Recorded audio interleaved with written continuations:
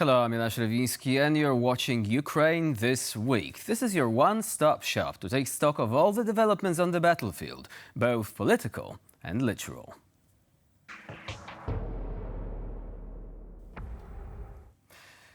And we begin this program with a brief review of the most important events of the past week straight from Ukraine. Ukraine's Navy commander, Vice Admiral Oleksiy Neyspapa, has announced that the upcoming delivery of F-16 fighter jets to Ukraine will challenge Russia's full dominance of the skies over the Black Sea. According to Neyspapa, the F-16s, equipped with the right armaments, will be able to push away Russian warplanes, making the northwestern part of the Black Sea, particularly the corridor for civilian ships, almost 100% secure. The first F-16 jets are expected to arrive this summer.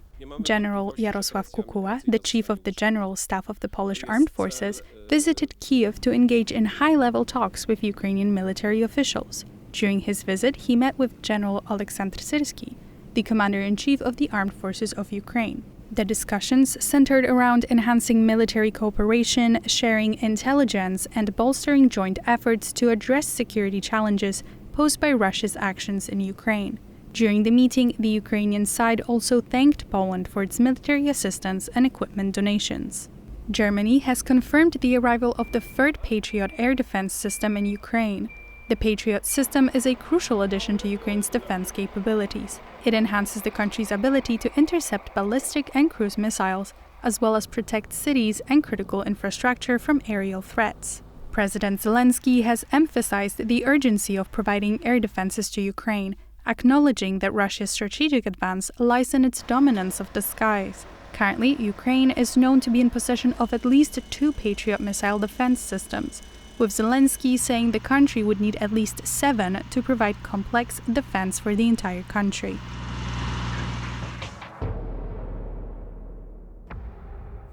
And now let's move on to discuss the situation on the front line.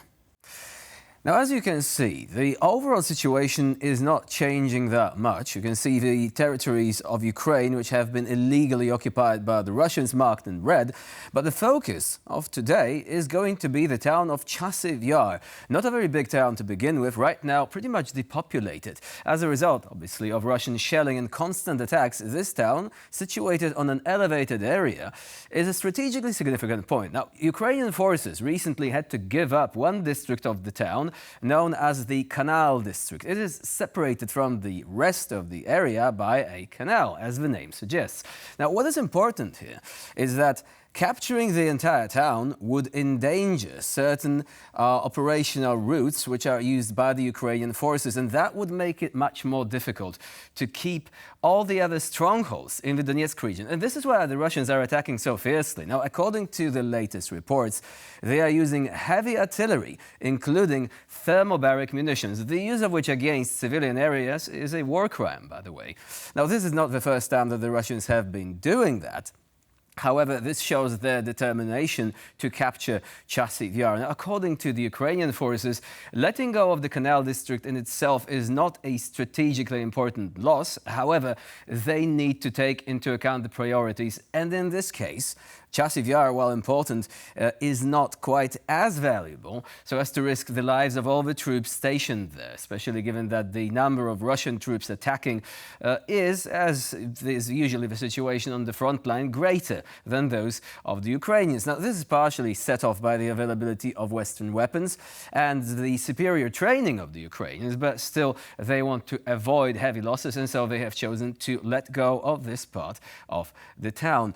Now, naturally, it is difficult to predict what the situation is going to be later on. Suffice it to say that if the town itself falls to the Russians, they would find it much easier to interrupt the supply of Ukrainian weapons to the Ukrainian forces, but also to possibly plan further attacks going further into the Donetsk region as the situation develops. And now we're going to take a short break, and after that, we'll be talking to the first guest of the day, so please stay tuned.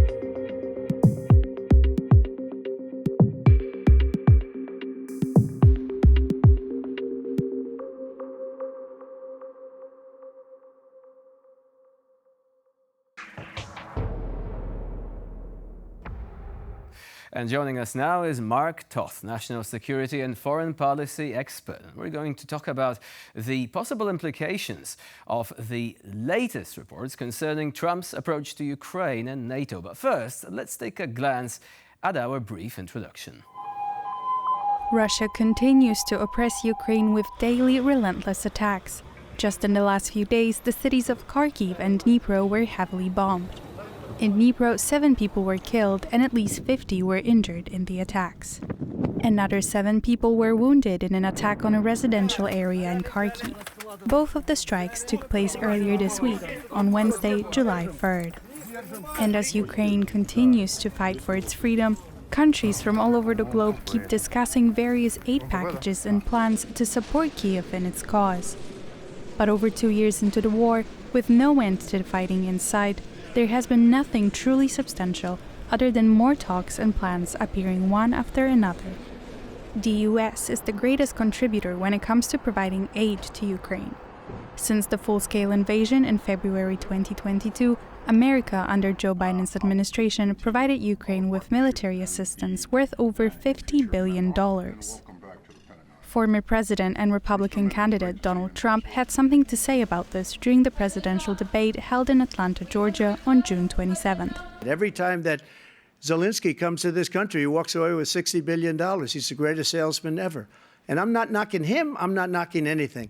I'm only saying the money that we're spending on this war, and we shouldn't be spending, it should have never happened. Despite his criticism towards Biden's approach to providing aid for Ukraine, during the same debate, Trump announced he had his own plan for ending the war between Kyiv and Moscow all thought out. I will have that war settled between Putin and Zelensky as president-elect before I take office on January 20th. I'll have that war settled. Just this past Wednesday, Ukrainian President Volodymyr Zelensky appealed to Donald Trump, calling on him to reveal his plan to end the war between Russia and Ukraine, saying the presidential candidate does not have to wait until he resides in the Oval Office again to announce his idea. If Trump knows how to end this war, he should tell us today. Although the details of Trump's plan remain unknown, many experts speculate that his vision for ending the war between Russia and Ukraine will put America in a position of a mediator between the two sides of the conflict. Some also say further aid would only be offered to Kyiv if it agreed to hold peace talks with Moscow.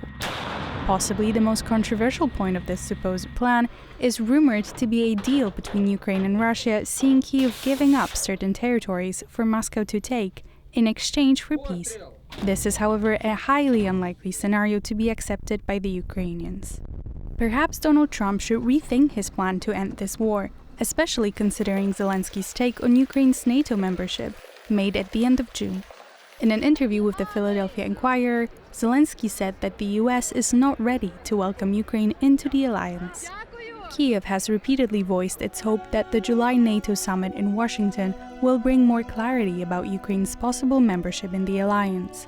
But American officials gave clear signals that Ukraine is unlikely to receive this invitation, at least until it wins the war with Russia. So we have recently learned about Trump's so-called peace plan, and so far it has been quite vague, apart from the promise of ending the war in 24 hours, but now we know a bit more, not from Trump himself, but at least from his advisors. What is your initial impression concerning that particular plan? Does it have any chance to work? In particular, does it have chance to work and not be at the expense of Ukraine? Right. Jonas, I think you're right, absolutely, to point out that it's not so much Trump's plan, but it's a plan that's being put forth by Lieutenant General Keith Kellogg and a colleague of his that is suggestive of what a plan might look like. And I think it's important for people to understand that as the U.S. Goes forward in terms of trying to determine who's going to be the next president, you will see a wide array of people like General Kellogg on national security teams advising the different candidates, in this case, obviously Trump. And so this is his vision that he's putting forward. Now, it does carry some weight because he was the former Vice President Pence's national security advisor. He was Trump's own national security advisor on an interim basis after General Flynn had to resign, although he ultimately didn't get that permanent job when he was replaced by General McMaster's. So, you know, from that standpoint, I think it's important to bear in mind that this is just one voice trying to bubble to the top. They're clearly after a job come this January. It should Trump win. Now, in terms of me looking at that plan, and it's called America First, Russia and Ukraine, I have a problem just from the title because one, it's America First. I'd argue, look, it's got to be America and NATO and our allies in Europe first. You can't center that out. It's naive to think that it's just all about America and it's not about our European allies as well. You know that in Poland, you know that in your surrounding Baltic state neighbors, that it's going to take all of us to make this work.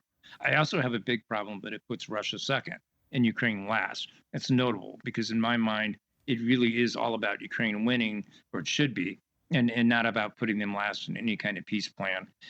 As you dig down to it, I think it's just all predicated upon, and we can get into that in a little more detail if you'd like, but I think it's all predicated upon two falsehoods. One, that Ukraine would be willing to cede territory. That's something that it insists that Ukraine would have to do. Otherwise, it would lose all weapons and munitions support coming from Washington. Or two, that Putin really wants to negotiate a ceasefire first before basically understanding that he's going to get out of it, which would only be an operational pause for him, get out of it the territory that he's already taken. So I really doubt these two parties come together on this plan. And I think it's misguided. I'd also add, and I think something that we should get into if we've got time, is that it's just based on a very misguided read of the current battlefield in Ukraine. So overall, we've also been seeing a lot of information noise. Recently, there have been rumors about Russia putting forward its own proposals, which seem to be, at least partially, made in reference to that plan. They seem to be intended to create an impression that Russia is willing to negotiate, that it might be willing to give up the Zaporizhia nuclear power plant, establish some sort of dual control model for Crimea, which we don't know how it would be supposed to work. It expects Ukraine to remain neutral. And now, speaking of this, because this is unconfirmed, right? I mean, this is, like I said, partially information noise. But Ukraine's NATO prospects, they seem to have been essentially put on hold under this particular plan. So what do you think about this? Because psychologically, this could be seen as a boon for Vladimir Putin, because it seems like he might be getting what he wants in this regard, while Ukraine doesn't have that much to look forward to. And they don't really know how would they keep their sovereignty if they would not be taken under NATO umbrella. Right. Yeah. Jonas, perfect question to ask and a timely one. I mean, clearly, I think the first thing that comes to mind for those of us that pay attention to Putin is why now? I mean, Putin is the bully. He's, you know, in the US, we have a saying, you know, the bully's after your school money. You know, in Europe, it may be more the bully as a kid that takes your candy money. But now suddenly Putin, in a way, is trying to offer through back channels through some cryptic comments that he's making and the like. Even Orban, you know, for instance, the president of, the head of Hungary being in Moscow right now, he's trying to message something. He's trying to give half that stuff back that he stole in a way. Is it a sign of weakness then? Right, exactly. And I think I think what we should read into that is that Putin is realizing that he's not going to achieve on the battlefield what he wants to. And so he's looking for different ways to get that. Now, he still wants a fait accompli. He still wants to get everything out of the West that he can't get through his military. So don't get me wrong. I don't think he's ready to roll over at this point, but he sees an opening. And I'm troubled by what I'm seeing out of the West. I'm deeply troubled ahead of the NATO upcoming summit on July 9th, I believe it is, that, you know, in Washington, that we're cutting the legs out from NATO under Ukraine about joining NATO by saying it's too corrupt. I mean, that's crazy. Why would you negotiate that way? It's just a bad way to play poker. So that's troubling to me. And you know, even going back to this idea that General Kellogg had for a plan, I don't see any plan to win. I see Putin as the only one who would win under this scenario, that if there can be some kind of settlement, peace settlement, you know, I know, anyone that pays close attention to this knows that all it is going to do is buy Putin time, and he's going to start this up again. And I think we all lose. You know, America wouldn't be first, would be last. Europe would be last, and certainly Ukraine would be, you know, utterly last in all of this. It's just madness. Further, it actually emboldens other dictators in all other parts of the world to do pretty much to follow pretty much the same scheme, right? The same playbook, because they can actually expect that should they make a land grab, later on they would be able to impose their will upon the others for fear of escalation. Now, you've mentioned NATO, and there is another thing which has caught the attention of many, namely the proposal of a two-tier structure. Now, this has never been done before, but it seems to be the extension of Trump's overall attitude towards countries that he perceives as not doing enough. I mean, in itself, demanding that they pay more, there's nothing wrong with that. But putting this on a formal footing, what do you think of that particular move? Yeah, I don't think it's helpful because I do think that NATO needs to evolve. NATO, as we've seen through Hungary, through Erdogan in Turkey, has got issues in terms of bringing an organization of this size now, this many countries together on certain issues. So I do think there's opportunity here for to improve NATO, its responsiveness and the like. But I think it's more than about just spending. They mentioned on TVP World in numerous interviews at this point, it's more important than just the money, it's the capabilities. And the capabilities that you need to successfully fight a war are determined by what you're facing. And then that determines the cost. That determines the percentage of GDP. You've got Russia that has gone on a war footing. Their entire economy now is geared towards total war, in effect. And I don't think we should be just looking at this as the current war in Ukraine, but the war that they might try to bring 3-5 years out that could encroach upon, Poland, the Baltic states, and elsewhere. So from that standpoint, what I'd like to see out of anything in terms of NATO kind of reinventing itself to face this future threat from Russia is that we're looking at the capabilities. And just one starting point, just as one example of why this is so important, is you had that Wall Street Journal report just recently where Europe, basically Western Europe, only has 5% of the air cover assets that it needs. Now, we know based on Putin's weaponization of civilians in Ukraine, that he will intentionally attack those targets. So critical infrastructure, power grids, and the like. All of that goes unprotected, 95% of it at least. So in my mind, NATO as an organization overall needs to be thinking, beyond just money, but in terms of the capabilities that are going to be needed. So in that way, perhaps Trump supporters would say, look, I mean, this is what we want to achieve. We want Europe to actually take up the mantle and to fend for itself. We're going to be there when it comes to the nuclear capacity, for example. And every country that pays up the requisite thresholds, such as Poland or the Baltics, shouldn't feel endangered in any way. Do you think that this is enough of an argument to allay fears of countries on the eastern flank, but also of all those who think that NATO might be about to collapse or that the United States might be trying to create some sort of exit strategy to leave Europe to its own devices? Yeah, no, Jonas, great question. No, I don't think it's going to allay the fears of our Eastern allies. I think it's the most foolish thing that we could possibly be doing. I mean, you don't coerce allies. That's something that your foes do. I think it's a conversation, a discussion that's needed. Great, have that. Get the spending up. Focus on the capabilities that are needed. But I think what I would, ask of my fellow Americans who support Trump, and again, personally, I'm an independent. I don't take sides. I don't do politics. Try to be an honest broker of national security. I would ask them to recognize, though, it is currently articulated, if this does become Trump's plan, or even his own bravado and the things that he says that he could solve this on day one or even before he gets into office, that all leads to Putin winning. And in that case, we all lose. So in my mind, it's kind of fool's gold. And the thing that frustrates me the most is that what we're seeing on the battlefield right now, well, the optics may not be good. We see this loss of territory. I think you got to dig down and you'll see a lot of opportunity there for Ukraine to reverse this if only the West will adopt a winning strategy. And I can get into that. And I think it's an important thing to get into it if you've got time. At this stage, unfortunately, we will not be able to go into any great details. However, it is a very important point, perhaps, to continue our conversation at a later stage. For the time being, the key takeaway should be that the West should really remember what does it actually take to win a war, as opposed to simply try to postpone it indefinitely, because someday it will still come back to haunt us, and we certainly wouldn't want that. Mark Toth was our guest today on TVP World. Thank you very much for joining us. Sounds great. Thank you.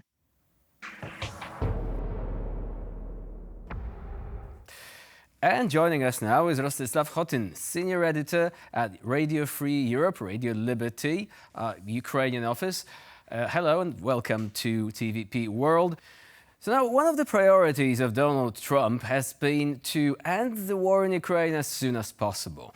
And this sounds attractive on paper. The problem is, the more we learn, the more questionable things actually come to light.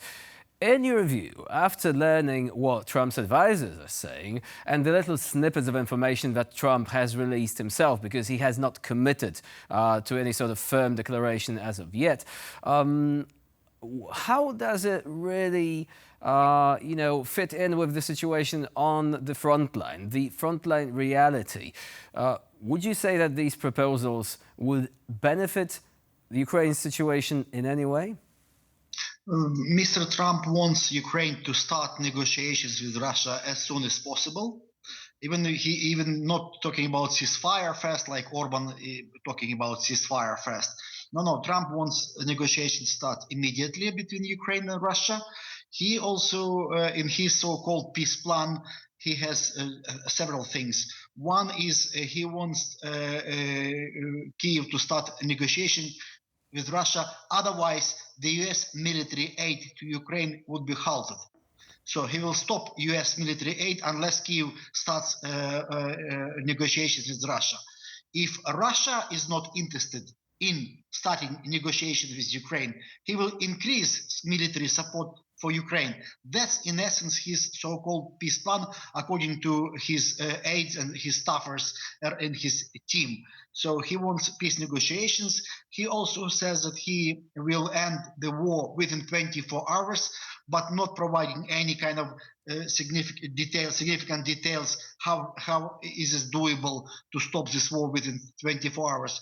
Trump also insists that, at least he points out that the annexation of Crimea and the war in the Donbass started in 2014 when a Democratic president was in office, where Barack Obama, Democrats were running the White House. And he also points out that Russia started full-fledged invasion of Ukraine in 2022, when another Democratic president is in the office, Joe Biden. He points out that under his watch, Putin wasn't brave enough to attack Ukraine to start a full-scale aggression against Ukraine. Of course, I think this could be campaign talk, but there is one thing that is much more disturbing there. Namely, he is suggesting, or his advisors are suggesting, that Ukraine should consider withdrawing from its plans to join NATO. Do you think that this is because Trump believes that the current phase of the war in Ukraine, the full-scale war, was because of the so-called NATO expansion? Because if he does, it would be very dangerous, because this is what Russia has been saying, right? Yes, Mr. Trump does not see Ukraine's future in NATO.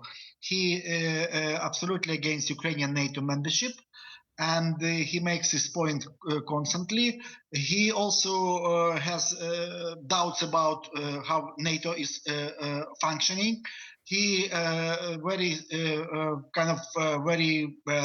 hard line on 2% GDP, that each NATO member should spend at least 2% of GDP on defense. Now 2/3 of NATO countries are meeting this threshold.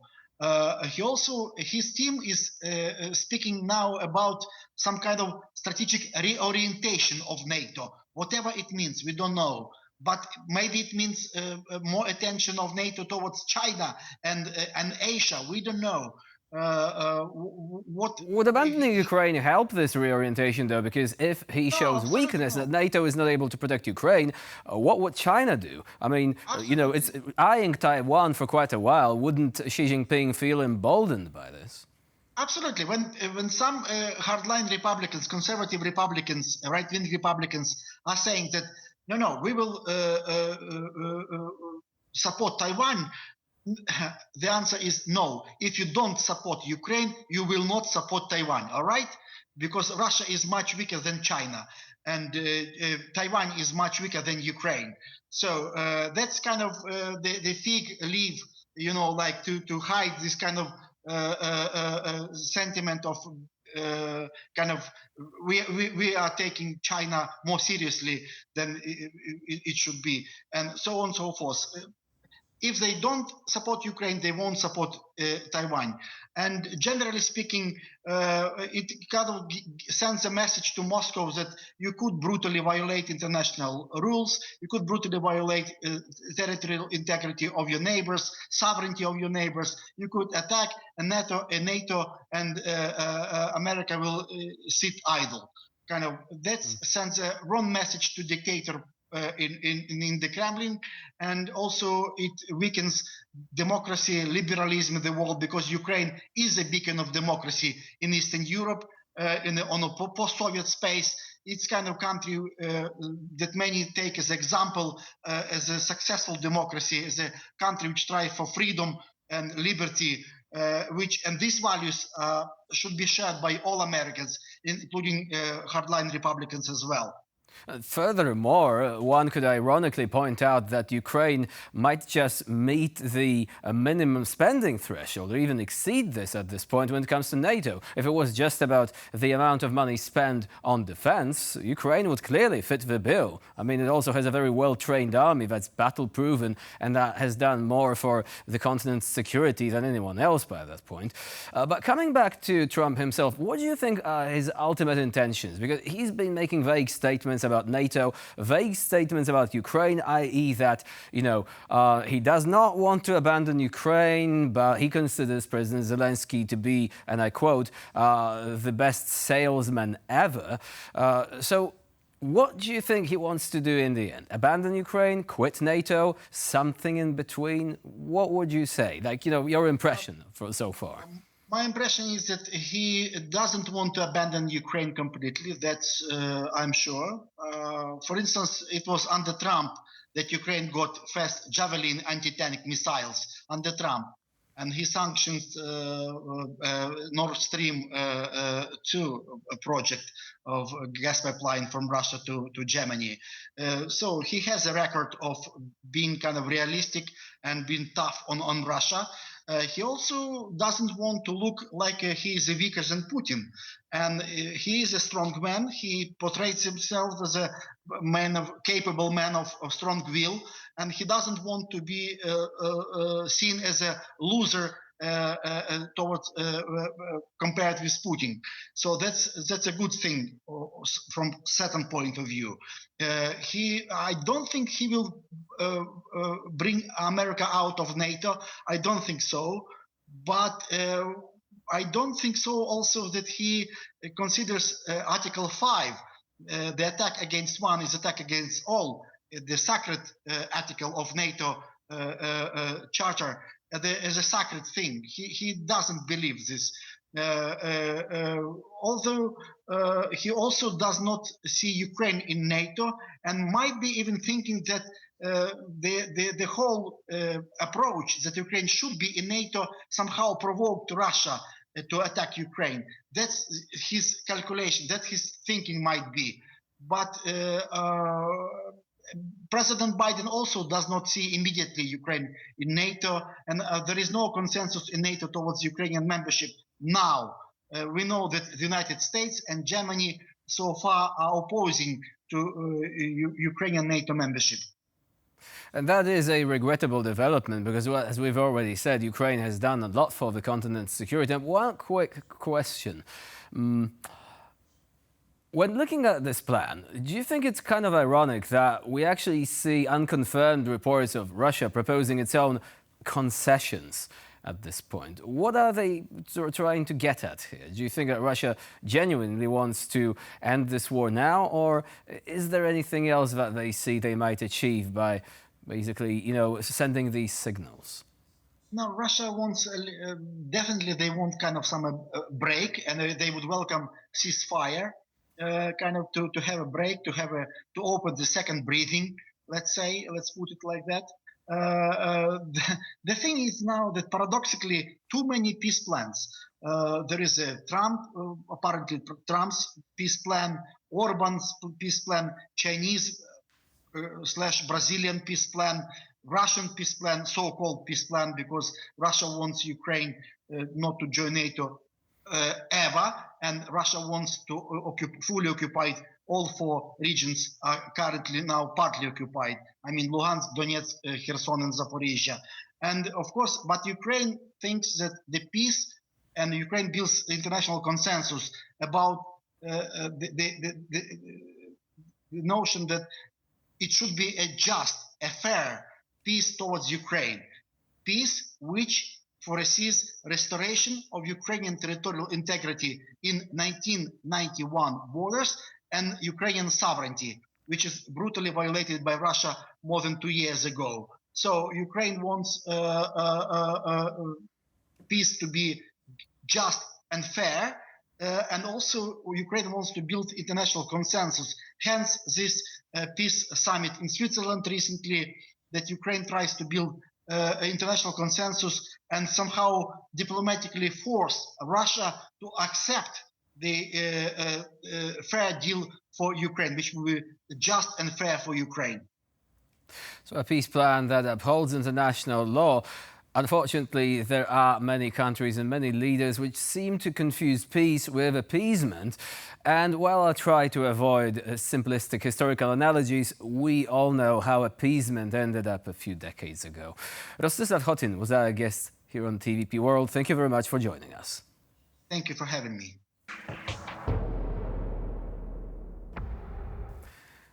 Joining us now is Yevgenia Kravchuk, Deputy Chair of the Committee on Humanitarian and Information Policy of Ukraine.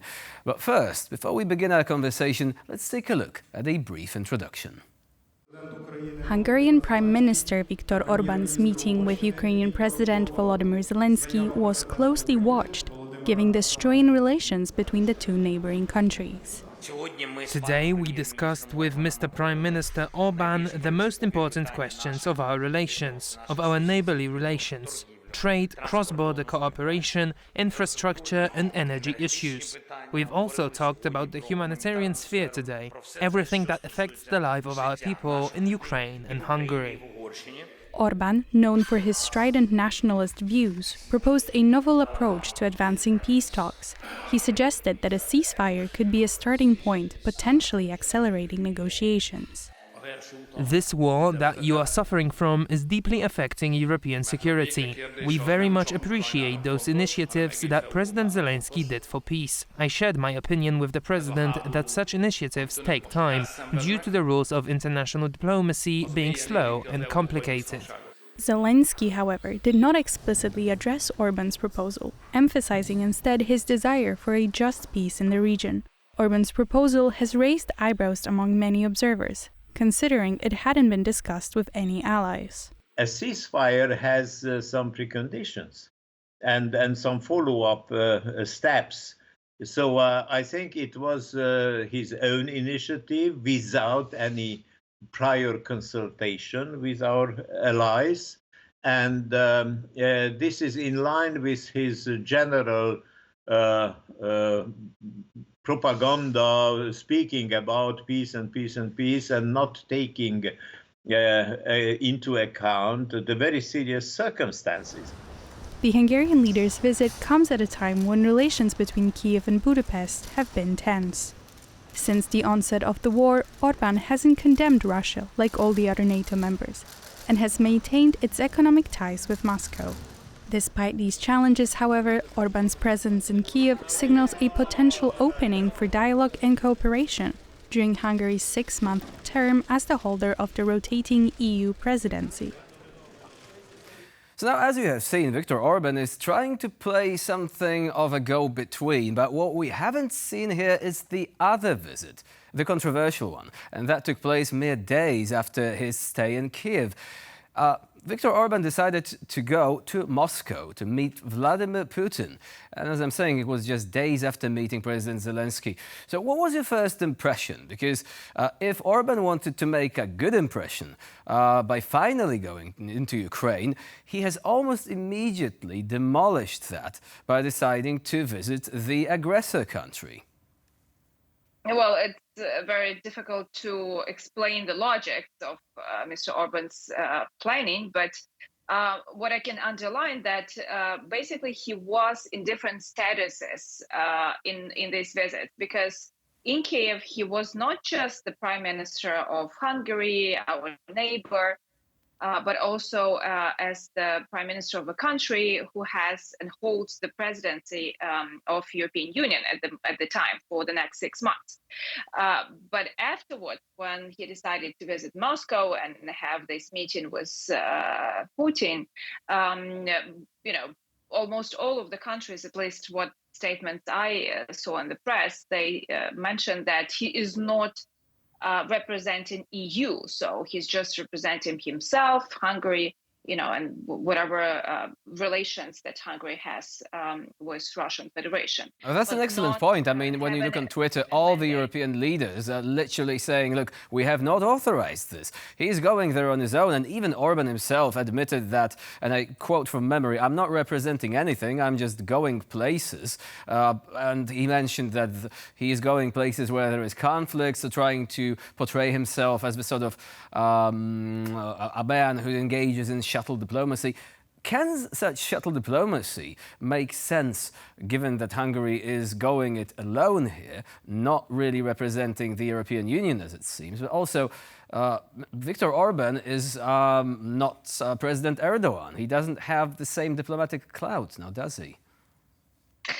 Well, from what I understood, and his main statement afterwards was that the positions of Ukraine and Russia are very far from each other. And that's true, because Russia is denying the international law, is trying to convince the world that you can just attack another country and it's normal, just, because we have army and we have nukes, we can do whatever we want with this international order. So that basically Orban understood. What he will do afterward with this understanding, it's another question. But from our side, and our Minister of Foreign Affairs made this official statement, we say that there is a peace formula of Ukraine, of President Zelensky, that was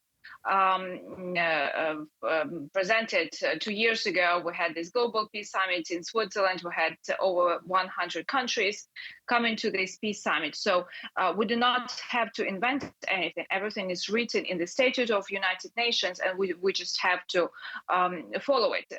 Because what Putin says, it's complete nonsense. He's telling that Ukraine has to leave even those territories that are not occupied at the moment, because somehow they see these regions in Russian Federation. I mean, it's complete nonsense what he's trying to push.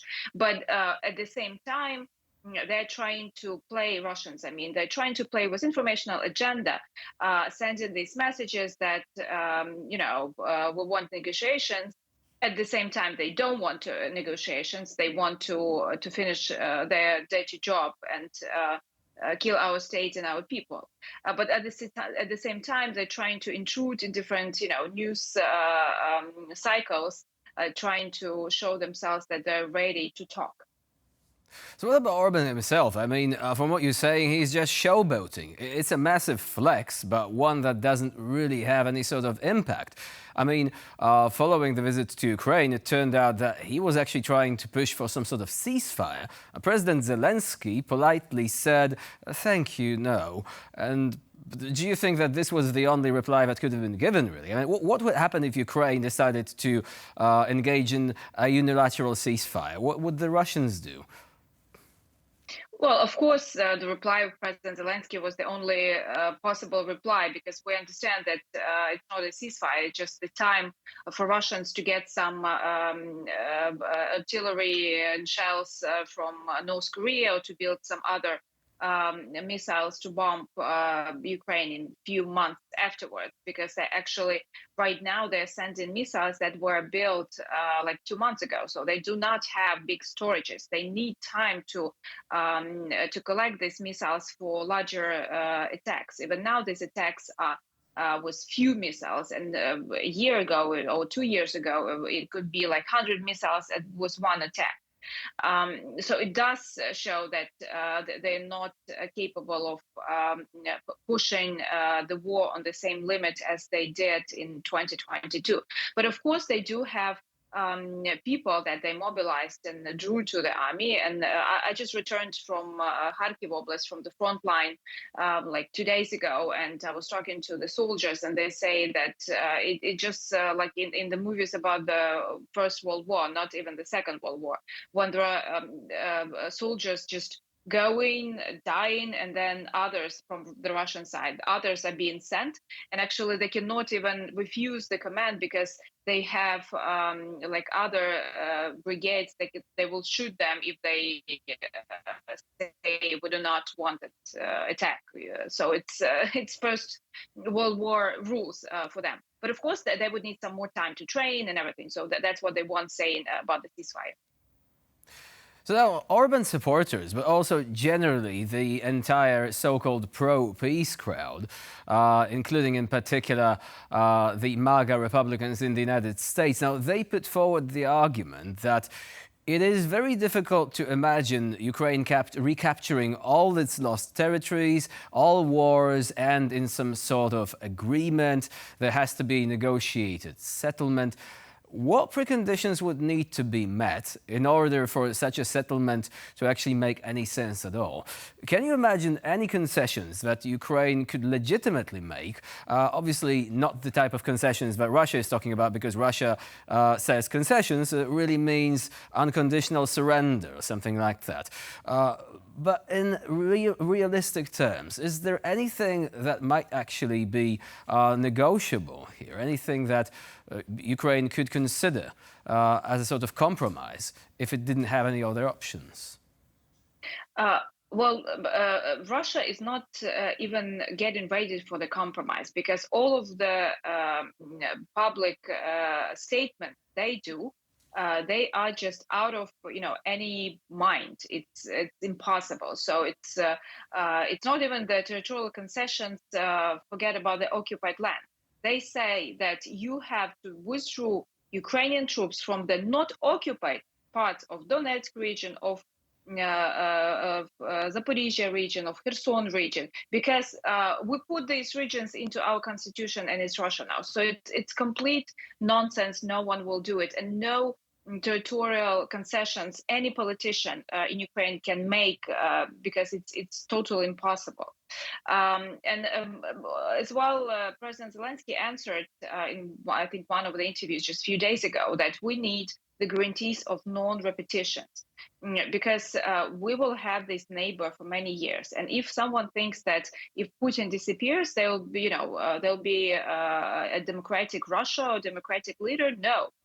They will have this system, I believe, for many, many years. I mean, maybe sometimes in 50 years it will change, but in visible future, we will have this threat. So Russia is staying as it is, right? If I may, because we're slowly drawing to a close, one more question. Basically, what do you think is the worst scenario here? Because apart from territorial concessions, Russia also wants some sort of provisions about Ukraine essentially not ever joining NATO and reducing its armed forces. Do you think that this might actually be the biggest threat of all? Because for someone who doesn't really know the situation, they might say, oh, neutrality, there are so many neutral countries. Thing is, these neutral countries don't really border Russia. And in this day and age, those that actually were in a similar situation like Finland, they decided to join NATO.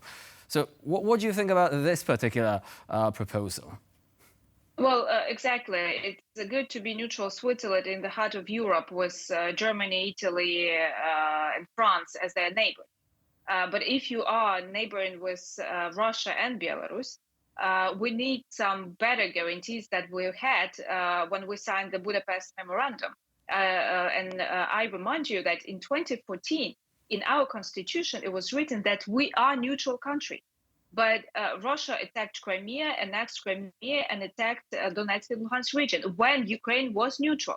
So it's total, nonsense what they say about neutrality, because it just makes Ukraine weaker and easier for them to get, next time. So that is a very important point, and perhaps the best possible conclusion of this conversation.